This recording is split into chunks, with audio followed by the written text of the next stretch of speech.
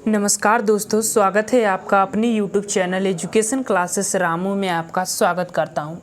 दोस्तों, आज की वीडियो हमारा जो हिंदी का प्रैक्टिस सेट चल रहा था वो आज का हमारा पार्ट 2 होगा। हमने आपको बताया था कि पहला लेसन जो कि हिंदी के विकास से रिलेटेड टॉपिक था उसका आज हमारा पार्ट 2 होगा। ध्यान रखिएगा, हम पार्ट 1 में 50 क्वेश्चन तक कवर कर चुके थे। आज हम जो है 50 क्वेश्चन से आगे कवर करने वाले हैं। तो पहले लेसन का ये जो है दूसरा पार्ट है और बस इतना ही 2 ही पार्ट हम करेंगे पहले लेसन से रिलेटेड। बहुत महत्वपूर्ण प्रश्न है तो ध्यान रखिएगा। सभी प्रश्न ऐसे हैं जो किसी न किसी एग्जाम में बने हुए हैं, तो एक चीज़ ये भी आइडिया मिल जाता है कि क्वेश्चन यहाँ से किस तरह के कैसे घुमाकर क्वेश्चन बनते हैं, वो आइडिया जो है इस टॉपिक से आपको मिल जाता है। तो ये सीरीज जो है हिंदी की बहुत महत्वपूर्ण है। आप जरूर सभी वीडियो को देखिएगा। अगर आप किसी भी एग्जाम की, जरूरी थोड़ी नहीं है कि आप बिहार शिक्षक भर्ती की तैयारी करते होंगे, तो वीडियो पसंद आए तो लाइक शेयर सब्सक्राइब जरूर कर दीजिएगा। और 2-3 दिनों से वीडियो नहीं आ रही थी, इसका कारण था थोड़ा तबीयत जो है डिस्टर्ब हो गया था, जिसकी वजह से खुद की स्टडी भी ख़राब हो गई थी और आप लोगों की तो वीडियो आ ही नहीं रही थी। बस थोड़ा सा डिस्टर्ब हो गया था। बाकी चीज़ें अब से जो है कंटिन्यू वीडियो आपको मिलना शुरू हो जाएगा। और टेलीग्राम से जुड़ना मत भूलिएगा, लिंक इस वीडियो को डिस्क्रिप्शन में दिया गया है। सभी शिक्षक भर्ती से रिलेटेड फ्री में नोट्स आपको इसी टेलीग्राम चैनल पर मिलते हैं। तो टेलीग्राम लिंक इस वीडियो के डिस्क्रिप्शन में दिया गया है, जुड़ना मत भूलिएगा। मैंने आपको पहले ही बताया था कि सभी क्वेश्चन किसी न किसी एग्जाम में पूछे गए हैं, तो इन सभी क्वेश्चनों की सीरीज को जरूर आप देखिएगा, आपसे रिक्वेस्ट है। प्रश्न नंबर 51 है कि जनगणना 2001 के हिसाब से पूछ रहा है। हालांकि हमारी जो जनगणना वर्तमान जो है 11 में हुई थी, तो वो नहीं, ये पुराना क्वेश्चन है क्योंकि 2017 के क्वेश्चन यूपीएसआई में पूछा गया है कि जनगणना 2001 के हिसाब से भारत में निम्नलिखित में से सबसे अधिक कौन सी भाषा बोली जाती थी। 2001 की जनगणना के हिसाब से पूछ रहा है और हमारा उत्तर जो हो जाएगा इसमें वो हमारा पहला बंगाली भाषा जो है सबसे ज़्यादा बोली जाती थी। प्रश्न नंबर 51 का हमारा ये वाला उत्तर। लेकिन अगर 2000 जनगणना 11 के अनुसार अगर पूछ देगा तो फिर हिंदी का नाम आ जाता है। सबसे ज़्यादा हिंदी बोली जाती है भारत में और उसके बाद बंगाली दूसरे नंबर पर आती है। तो ध्यान रखिएगा, 2000 जनगणना 11 के अनुसार हम आपको बता रहे हैं। प्रश्न के अकॉर्डिंग हमारा बंगाली ही सही होगा। प्रश्न नंबर 52 है कि कन्नौजी बोली। और एक चीज़ आपको बता दें कि टेलीग्राम से जुड़े होंगे तो हम आपको वहाँ पर एक फ़ोटो शेयर किया था जो कि सभी जो है भाषाएं थी और उसमें से कौन कौन सी भाषाएं निकली हुई हैं उनका सारा जो है ट्रिक के माध्यम से बना हुआ था एक डायग्राम, वो मैंने शेयर करने का काम किया था अपने टेलीग्राम पर। तो वो एक फ़ोटो ही आपको बहुत सारे क्वेश्चन कराने में महत्वपूर्ण होंगे, तो ज़रूर उस फोटो को आप अपने अंदर अपने गैलरी में सेव कर उसको अपने नोट्स में लिखने का कार्य करिएगा। प्रश्न नंबर 52 है कि कन्नौजी बोली मुख्य रूप से निम्न में से कौन से जिले में बोली जाती है, वो आपको बताना है कन्नौजी बोली। तो प्रश्न नंबर हमारा 52 का जो हमारा विकल्प सही हो जाए, देखिए कन्नौजी बोली जाती है, तो 52 का जो हमारा विकल्प सही होगा वो फर्रुखाबाद के क्षेत्र में जो है कन्नौजी बोली सबसे ज़्यादा बोली जाती है। ऑप्शन के अकॉर्डिंग ही मारना है, ये वाला विकल्प जो है सही हो जाएगा प्रश्न नंबर 52 का। थोड़ा रुकिए, साउंड आ रहा है, थोड़ा बाहर से साउंड आ रहा था तो मैंने खिड़की को बंद कर दिया, अब साउंड नहीं आ रहेगा। चलिए प्रश्न नंबर 53 बहुत महत्वपूर्ण प्रश्न है। बांगरू भाषा ज़्यादातर कौन से राज्य में बोली जाती है, वो आपको बताना है प्रश्न नंबर 53 का। तो कौन से राज्य में बोली जाती है, तो बांगरू जो भाषा होती है ना, वो जो हरियाणा वाला साइड होता है वो सबसे ज़्यादा बोली जाती है और काफ़ी पूछा जाने वाला एक क्वेश्चन भी है, तो ध्यान रखिएगा सी वाला विकल्प सही हो जाएगा। आगे चलते हैं प्रश्न नंबर 54। प्रश्न नंबर 54 है कि हिंदी के स्थान पर अंग्रेजी को सन 1855 में भारत की शिक्षा और प्रशासन की भाषा के रूप में किसने स्थापित किया था। तो अंग्रेजी को जो है भारतीय शिक्षा और प्रशासन की भाषा के रूप में 1855 में किसने स्थापित करने का कार्य किया था। अगर आप इतिहास पढ़े होंगे तो आपको पता होगा, जो लॉर्ड मैकाले था उसने इस पर ज़्यादा जोर दिया था और इसी ने इसको स्थापित करने का कार्य किया था। तो ये वाला विकल्प हमारा सही हो जाएगा प्रश्न नंबर 54 का। प्रश्न नंबर 55 है कि भाषा के क्षेत्रीय रूप को क्या कहा जाता है। जो एकदम निचला स्तर होता है उसी को क्षेत्रीय रूप कहा जाता है, तो उसको क्या कहा जाता है वो आपको बताना है प्रश्न नंबर 55 का। और विकल्प हमारा बी वाला बोली हो जाता है। जो स्थानीय स्तर पर बोली जाता है उसी को भाषा का क्षेत्रीय रूप कहा जाता है और उसको बोली के रूप में हम जान सकते हैं। प्रश्न नंबर 56 है कि निम्नलिखित में से कौन सा भाषा का मौखिक रूप है, वो आपको बताना है प्रश्न नंबर 56 का। इसमें से मौखिक रूप बताना है। ऐसे ही प्रश्न भाषा के विकास से रिलेटेड बनते हैं प्रश्न नंबर 56 में। तो जो भाषा का मौखिक रूप होता है इस ऑप्शन के अकॉर्डिंग हमारा परिचर्चा हो जाता है। तो ध्यान रखिएगा, जब हम एक दूसरे से किसी भी चीज़ पर चर्चा करते हैं तो वो भाषा का मौखिक रूप और उसी को हम परिचर्चा एक शब्द में कह सकते हैं। तो सी वाला विकल्प हमारा 56 का सही हो जाएगा, ध्यान रखिएगा। प्रश्न नंबर 57 है कि कन्नड़ का संबंध किस भाषा परिवार से है। बहुत महत्वपूर्ण प्रश्न है। कन्नड़ आप समझ ही रहे हैं कि दक्षिण भारत में बोली जाएगी और दक्षिण भारत में आपको पता है कि द्रविड़ भाषा की परिवार के अंतर्गत ये आने वाली भाषा हो जाती है। तो दक्षिण की कोई भी भाषा हो, चाहे तेलुगु, कन्नड़ जो भी हो, वो द्रविड़ परिवार की भाषा के अंतर्गत आते हैं। डी वाला विकल्प हमारा सही हो जाएगा। प्रश्न नंबर 58 है। देखिए, सभी क्वेश्चन किसी न किसी एग्जाम में पूछे गए हैं तो बहुत महत्वपूर्ण है, ध्यान रखिएगा। प्रश्न नंबर 58 है कि हिंदी खड़ी बोली किस अपभ्रंश से विकसित हुई है, वो आपको बताना है हिंदी खड़ी बोली। अब ये समझिएगा कि पश्चिमी क्षेत्र के तरफ ये बोली जाने वाली सभी बोलियां हैं हिंदी खड़ी बोली। तो किससे इसका विकास हुआ है वो आपको बताना है प्रश्न नंबर 58 का। तो इसके विकास की बात करें तो सौर सैनिक के अंतर्गत आता है। सी वाला विकल्प जो है सही हो जाएगा प्रश्न नंबर 58 का। और बाकी तीनों जैसे कि ये मादगी पूर्वी क्षेत्र के तरफ ये भाषाओं का प्रयोग किया जाता है, ये चीज़ें ध्यान रखिएगा। प्रश्न नंबर 58 का हमारा सी वाला विकल्प सही हो जाएगा। प्रश्न नंबर 59 है कि हिंदी भाषा की बोलियों के वर्गीकरण के आधार पर छत्तीसगढ़ी बोली है। छत्तीसगढ़ी बोली इसमें से कौन सी है वो आपको बताना है प्रश्न नंबर 59 का। विकल्प आपके सामने है और छत्तीसगढ़ी हमारे जो यूपी के पूर्व साइड में पड़ता है, हल्का पूर्वी दक्षिण में पड़ता है। सी वाला विकल्प जो इसका सही हो जाएगा प्रश्न के अकॉर्डिंग, क्योंकि पश्चिमी हिंदी, पूर्वी हिंदी हमारे पश्चिम साइड में पड़ेगा। राजस्थानी हिंदी जो हो जाएगा यूपी के पश्चिम साइड में, पहाड़ी हिंदी उत्तरी साइड में हो जाएगा। तो सी वाला ही तो विकल्प हमारा इसमें सही होगा। प्रश्न नंबर 60, छत्तीसगढ़ी किस भाषा की बोली है वो आपको बताना है। उसी प्रश्न को देखिए, उसी प्रश्न को फिर से घुमा कर पूछ दिया है। डी वाला विकल्प पूर्वी हिंदी के अंतर्गत आएगा, ध्यान रखिएगा प्रश्न नंबर 60 का। प्रश्न नंबर 61 है। अब देखिए, कभी भी कोई भी एग्जाम अगर इस टॉपिक से रिलेटेड बनते हैं तो उसी प्रश्न को इधर उधर घुमाकर ही सिर्फ प्रश्न पूछे जा सकते हैं। 61 प्रश्न है कि हिंदी भाषा की कितनी विख्यात बोलियां हैं वो आपको बताना है प्रश्न नंबर 61 का। तो कितनी है तो 5 होती है, ध्यान रखिएगा। हिंदी भाषा की बात हो रहा है, बी वाला विकल्प सही हो जाएगा। पहाड़ी हिंदी, राजस्थानी हिंदी, पश्चिमी हिंदी, पूर्वी हिंदी, बिहारी हिंदी, ये जो है 5 जो है हिंदी की भाषाएं हो जाती है। विख्यात जो बोलियां कहते हैं वो, या आप उसको उपभाषा भी कह सकते हैं हिंदी का। प्रश्न नंबर 62 है कि हिंदी आकृति की दृष्टि से निम्नलिखित में से किस प्रकार की भाषा है वो आपको बताना है। बहुत महत्वपूर्ण प्रश्न है, ये कई बार पूछा जाता है प्रश्न नंबर 62 का। तो ये एक श्लिष्ट योगात्मक भाषा के अंतर्गत आती है। बी वाला विकल्प जो है इसका सही हो जाएगा प्रश्न नंबर 62 का, ध्यान रखिएगा। श्लिष्ट योगात्मक के अंतर्गत, तो 62 का हमारा बी वाला विकल्प सही हो जाएगा। प्रश्न नंबर 63 है कि ब्रज भाषा विकास किस अपभ्रंश से हुआ है वो आपको बताना है। ब्रज भाषा का विकास, मथुरा का क्षेत्र ये फेमस है और किसके अंतर्गत ये आएगा प्रश्न नंबर 63 का, तो ये जो है सौर सैनिक के अंतर्गत आएगा, क्योंकि पश्चिमी हिंदी का विकास जो है सौर सैनिक से हुआ है और सौर सैनिक जो है पश्चिमी हिंदी की तरफ आएगा और यूपी का हमारा पश्चिमी साइड मथुरा के साइड ही तो आता है। तो इस तरह से हमारा डी वाला विकल्प इसका सही हो जाएगा, ध्यान रखिएगा। प्रश्न नंबर 64 है कि किस क्षेत्र की बोली को काशिका कहा गया है। किस क्षेत्र की बोली को काशिका कहा गया है, प्रश्न नंबर 64 कह रहा है। तो वो वाराणसी वाले क्षेत्र बहुत फेमस है, ध्यान रखिएगा। बी वाला विकल्प जो है सही हो जाएगा प्रश्न नंबर 64 का। वीडियो 2016 के प्रश्न में पूछा गया है, एग्जाम में पूछा गया प्रश्न है।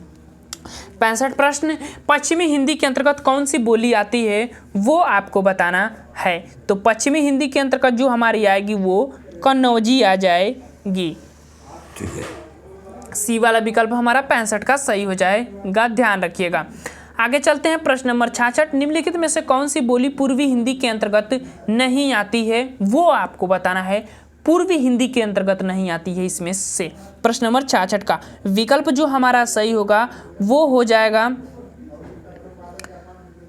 पूर्वी हिंदी की बात कर रहा है तो ये देखिए यहाँ पर जो हमारा हो जाएगा ये सी वाला विकल्प मगही जो है नहीं आएगा, सी वाला विकल्प इसका सही हो जाएगा प्रश्न नंबर 66 का।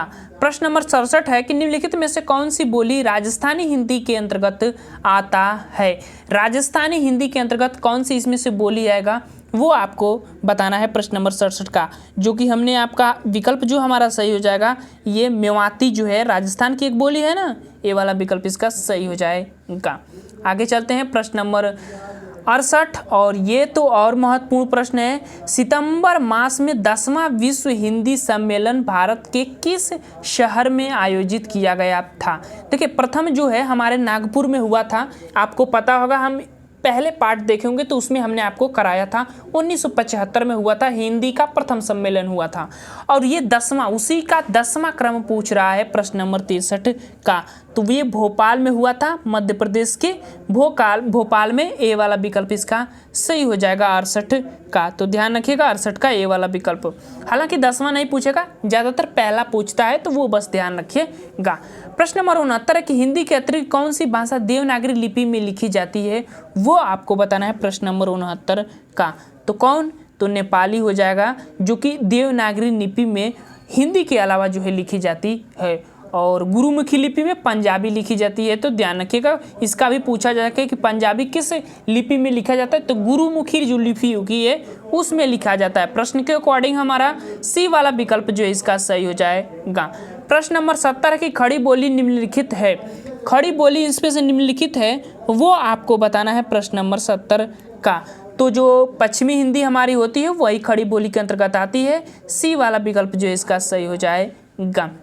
आगे चलते हैं प्रश्न नंबर 71 भाषा के शुद्ध रूप का ज्ञान किससे होता है। शुद्ध रूप का ज्ञान बता रहा है तो किससे होता है, सबको पता है कि भाई आप व्याकरण से ही आप किसी चीज़ को शुद्ध कर सकते हैं भाषा को अपने, तो सी वाला विकल्प इसका सही हो जाएगा। और ये प्राइमरी सुपरटेट में पूछा गया क्वेश्चन है, ऐसे ही प्रश्न प्राइमरी सुपरटेट में पूछे गए। हालांकि यहाँ परिचालक परीक्षा 2015 दिया है, ये सुपरटेट में पूछा गया क्वेश्चन है, तो ध्यान रखिएगा 71 का हमारा सी वाला विकल्प सही हो जाएगा। 72 है कि किस बोली में ने उपसर्ग लगाया जाता है, वो आपको बताना है ने उपसर्ग प्रश्न नंबर 72 में। तो ने जो है अवधि वाले क्षेत्र होते हैं वो ने वाले जो है उपसर्ग का प्रयोग करते हैं, परसर्ग का प्रयोग करते हैं, अंत में लगता है, ध्यान रखिएगा परसर्ग का मतलब पीछे लगता है, तो ने शब्द का प्रयोग किया जाता है।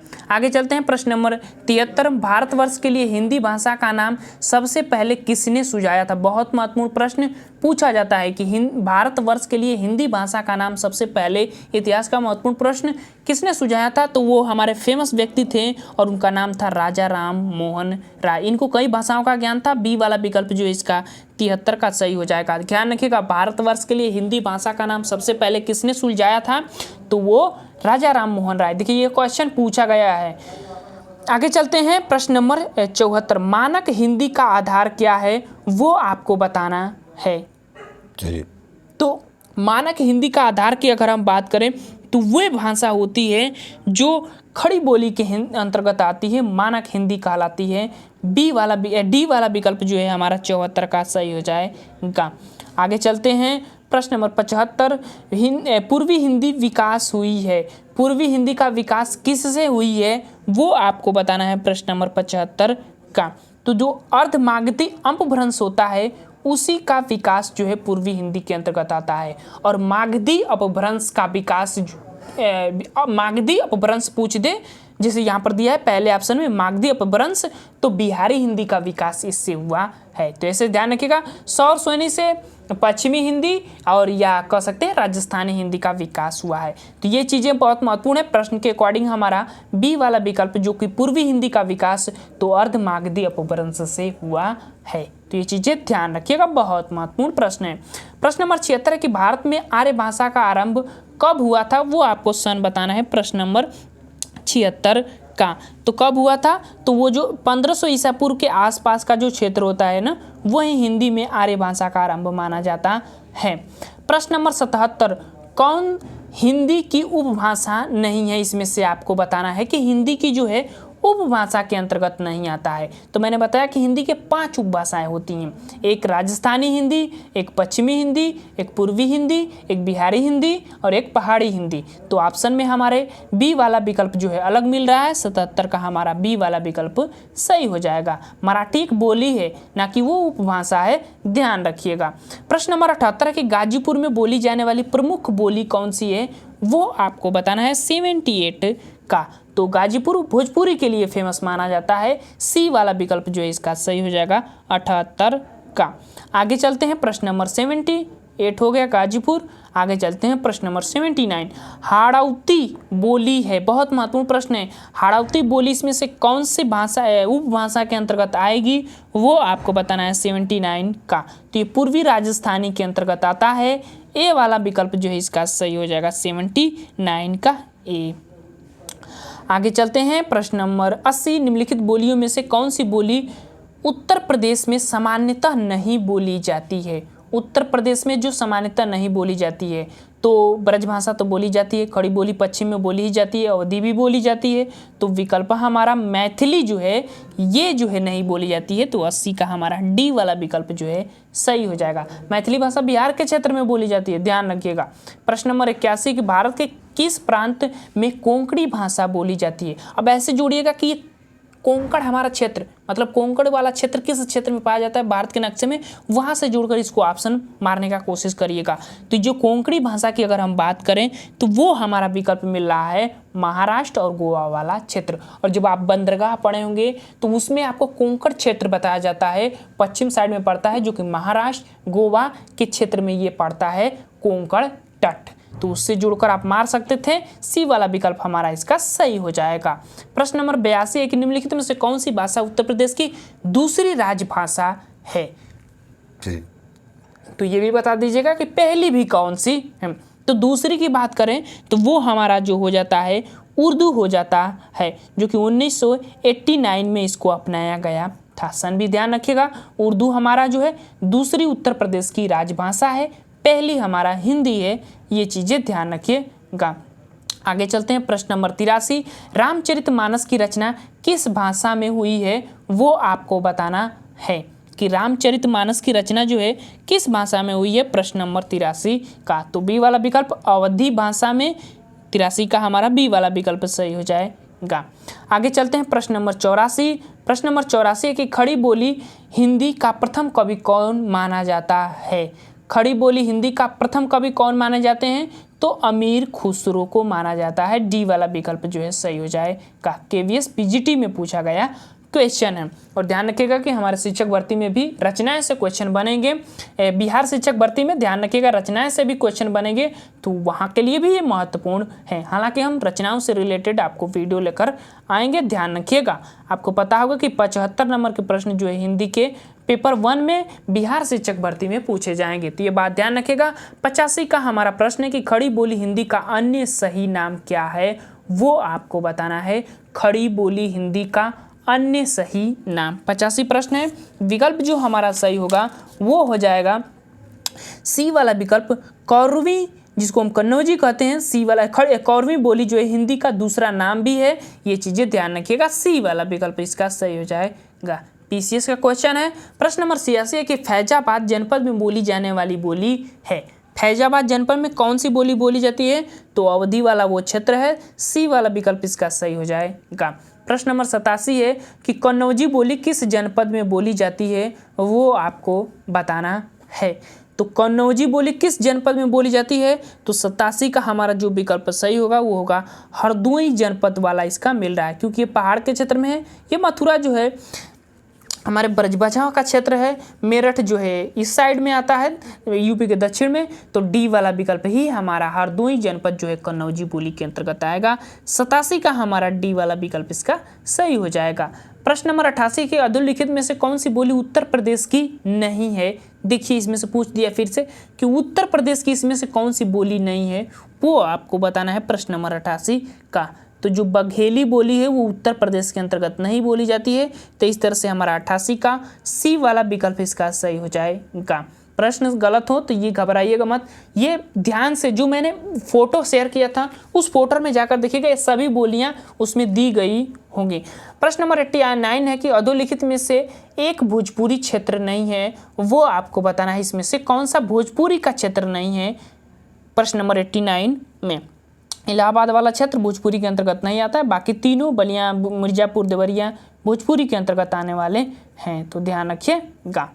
आगे चलते हैं। प्रश्न नंबर 90, बहराइच, सुल्तानपुर, रायबरेली किस बोली के क्षेत्र के अंतर्गत आने वाले ये क्षेत्र हैं, वो आपको बताना है। तो ये अवधि के अंतर्गत आएंगे। हालांकि ऐसे क्वेश्चन जो हैं आपसे ज़्यादातर नहीं आएंगे, लेकिन ध्यान रखिएगा हर क्वेश्चन आपके लिए महत्वपूर्ण है आपके एग्जाम के लिए। प्रश्न नंबर 91 है कि आर्यों शब्द निम्नलिखित में से किस बोली का है, वो आपको बताना है। तो जो आर्य शब्द है ये ब्रजभाषा के अंतर्गत आता है, ए वाला विकल्प जो है सही हो जाएगा। 92 प्रश्न, हिंदी शब्द किसका दिया हुआ है, वो आपको बताना है। प्रश्न नंबर 92 का, तो हिंदी शब्द जो है ईरानियों का दिया हुआ है, फारसी भाषा का एक शब्द है। ध्यान रखिएगा कई बार ये प्रश्न पूछा गया है, तो बी वाला विकल्प जो है इसका सही हो जाएगा। प्रश्न नंबर 93 है कि पंजाबी भाषा किस लिपि में लिखी जाती है। देखिए यही प्रश्न मैं आपको बताया था पीछे ही कि पंजाबी जो भाषा होती है वो किस लिपि में लिखी जाती है, वो आपको बताना है। प्रश्न नंबर 93 का, तो मैंने बताया ना कि गुरुमुखी लिपि जो होती है उसमें लिखी जाती है, बी वाला विकल्प इसका सही हो जाएगा 93 का। आगे चलते हैं। प्रश्न नंबर 94, खड़ी बोली का प्रथम महाकाव्य कौन सा है, बहुत पूछा गया प्रश्न है। खड़ी बोली का प्रथम महाकाव्य कौन सा था, वो आपको बताना है। प्रश्न नंबर 94 का, तो विकल्प हमारा जो सही होगा 94 का वो होगा प्रिय प्रवास, बहुत महत्वपूर्ण महाकाव्य है, ध्यान रखिएगा। सी वाला विकल्प हमारा सही हो जाएगा 94 का। 95 है कि इनमें बिहारी हिंदी का रूप नहीं है, वो आपको बताना है। प्रश्न नंबर 95 का, कौन नहीं है, तो ये मगही भी आती है, भोजपुरी भी आती है, मैथिली भी आती है। ये अवधि जो होती है बिहारी हिंदी के रूप में नहीं आती है, मतलब बिहारी हिंदी के अंतर्गत नहीं आती है, ये भी आप कह सकते हैं। प्रश्न नंबर 96 है कि बौद्ध धर्म से जुड़े हुए साहित्य की भाषा है, बौद्ध धर्म से जुड़े हुए साहित्य की भाषा कौन सी होती है, वो आपको बताना है। तो देखिए बौद्ध धर्म से जुड़े हुए साहित्य की भाषा की अगर हम बात करें तो वो पाली आ जाता है, डी वाला विकल्प। हमने पहले पार्ट में बताया था पूरा डिटेल में, ये चीज़ें ध्यान रखिएगा। पहला पार्ट अगर आप देखे होंगे तो जरूर आपको समझ में आ रहा होगा। तो बौद्ध धर्म से जुड़े हुए पाली भाषा है, और जैन धर्म से पूछ देगा तो प्राकृतिक भाषा हो जाती है, तो ये चीज़ें ध्यान रखिएगा। आगे चलते हैं।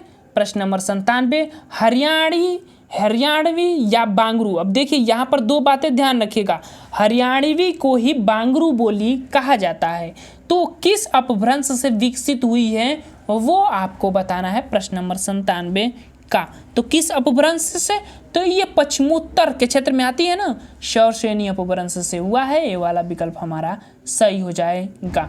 प्रश्न नंबर 98, हिंदी का पाणिनि किसे कहा जाता है। जैसे संस्कृत के पाणिनि हैं तो उसी तरह पूछ रहा है कि हिंदी का पाणिनि किसे कहा जाता है, वो आपको बताना है। प्रश्न नंबर 98 का, और बहुत महत्वपूर्ण कॉपी है, किशोरी दास वाजपेयी जी ये हैं, हिंदी के पाणिनि कहे जाते हैं, डी वाला विकल्प इसका सही हो जाएगा।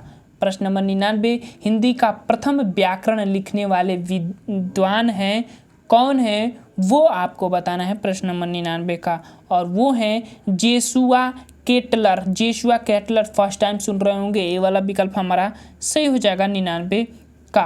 प्रश्न नंबर 100 है कि अपभ्रंश का वाल्मीकि किसे कहा जाता है, वो आपको बताना है। प्रश्न नंबर 100 का, अपभ्रंश का वाल्मीकि स्वयंभू जी को कहा जाता है, डी वाला विकल्प हमारा 100 का सही हो जाएगा।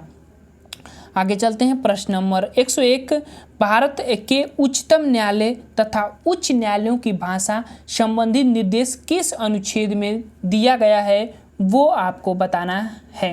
तो 101 का हमारा जो विकल्प सही होगा वो हो जाएगा 300, कौन सा अनुच्छेद, 48 वाला जो अनुच्छेद है ना, वो उच्चतम न्यायालय और उच्च न्यायालय में कौन सी लैंग्वेज प्रयोग की जाएगी उसके बारे में कॉन्स्टिट्यूशन जो है ये सी वाला विकल्प में दिया गया है प्रश्न नंबर 101 का। 348 ध्यान रखिएगा। आगे चलते हैं 102। भारतीय संविधान में 22 भाषाओं की आधिकारिक भाषा का दर्जा दिया गया है जिसमें यह भाषा शामिल नहीं है। कौन सी भाषा? ये कई बार प्रश्न पूछा जाता है, घुमाकर ये प्रश्न कई बार पूछा गया है, तो ये चीज़ें ध्यान रखिएगा। इस भाषा बोली को भी ध्यान रखिएगा, और बोली है कौन? भोजपुरी। ये हमारे जो 22 भाषाएं संविधान में वर्णित हैं उसमें भोजपुरी का वर्णन ही नहीं है, तो 102 का डी वाला विकल्प हमारा सही हो जाएगा। ये ध्यान रखिएगा, यही ऑप्शन में सबसे ज़्यादा मिलता है। प्रश्न नंबर 103 है कि भारतीय संविधान के अनुच्छेद 210 में सम्मिलित है वो आपको बताना है। प्रश्न नंबर 103 का विकल्प जो होगा कि इसमें जो है विधानमंडल में जो होता है राज्य स्तर पर, उसमें कौन सी भाषा के बारे में बात हो, प्रयुक्त हो विधानमंडल में, उससे रिलेटेड बातें जो है 210 अनुच्छेद में कहा गया है। 103 का हमारा बी वाला विकल्प जो है सही हो जाएगा। भाषा से रिलेटेड ये बहुत महत्वपूर्ण क्वेश्चन है, ध्यान रखिएगा। आगे चलते हैं प्रश्न नंबर 104, और वह है केंद्रीय हिंदी निर्देशालय की स्थापना कब हुई, वो आपको सन बताना है। 104 का विकल्प जो हमारा सही होगा वो हो जाएगा डी वाला 1960 में। 104 का हमारा डी वाला विकल्प इसका सही हो जाएगा। और इस वीडियो का लास्ट प्रश्न और इस टॉपिक का भी लास्ट प्रश्न होगा। 105 अवधि बोली का अन्य नाम आपको बताना है। तो अवधि बोली का हमारा अन्य नाम जो है कोसली, जो कि वाराणसी वाला क्षेत्र फेमस है, ध्यान रखिएगा। ए वाला विकल्प जो है हमारा सही हो जाएगा 105 का। बहुत महत्वपूर्ण प्रश्न थे। आशा करता हूँ वीडियो आपको पसंद आया होगा, और अगली भी जो हमारी वीडियो आएगी वो वर्णमाला से दूसरा टॉपिक शुरू कर दिया जाएगा, और उसमें भी जितने भी क्वेश्चन होंगे वो किसी न किसी एग्जाम में पूछे गए होंगे। तो एक बार उस वीडियो को भी देखिएगा, इस वीडियो को भी देखिएगा, बहुत महत्वपूर्ण प्रश्न है। और ये सीरीज जो है हिंदी की मैं चला रहा हूँ, एक अलग बुक से चला रहा हूँ, तो जरूर इस सभी वीडियो को देखिएगा। उसके बाद हिंदी का जो नॉलेज आपके पास है वो आपको पता चलेगा कि कैसे क्वेश्चन जो है एग्जाम में बनते हैं। तो चलिए, वीडियो पसंद आए तो लाइक शेयर सब्सक्राइब जरूर कर दीजिएगा। Thank you for watching this video.